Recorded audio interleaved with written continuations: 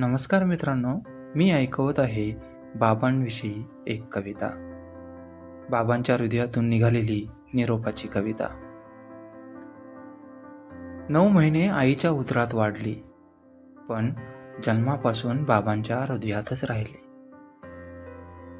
तिच्या पहिल्या रडण्यावर जो सर्वात जास्त हसला, तो बाबा आज तिच्या बिदाईच्या वेळी सर्वात जास्त रडला.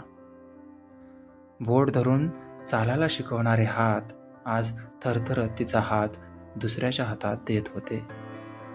लहानपणी पडली की उचलणारे बाबा आज स्वतःच आतून कोसळत होते. तिच्या प्रत्येक हट्टामागे बाबांचं प्रेम होतं. प्रत्येक स्वप्नामागे त्यांचा त्याग होता. आणि आज ती नव्या संसारात निघाली म्हणून बाबांच्या आयुष्याचा एक भागच तिच्यासोबत गेला. घरात आजही तिची खोली तशीच असेल. तिचा आवाज, तिचं हसणं, तिची चाहूल तशीच असेल.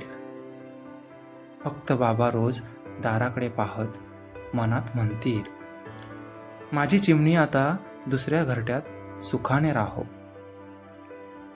मुलगी लग्न करून जाते, पण बाबांच्या हृदयातून कधीच जात नाही.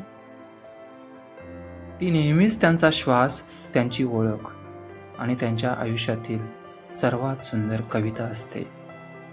मित्रांनो, कविता आवडल्यास लाईक नक्की करा आणि सबस्क्राईब करायला विसरू नका. धन्यवाद.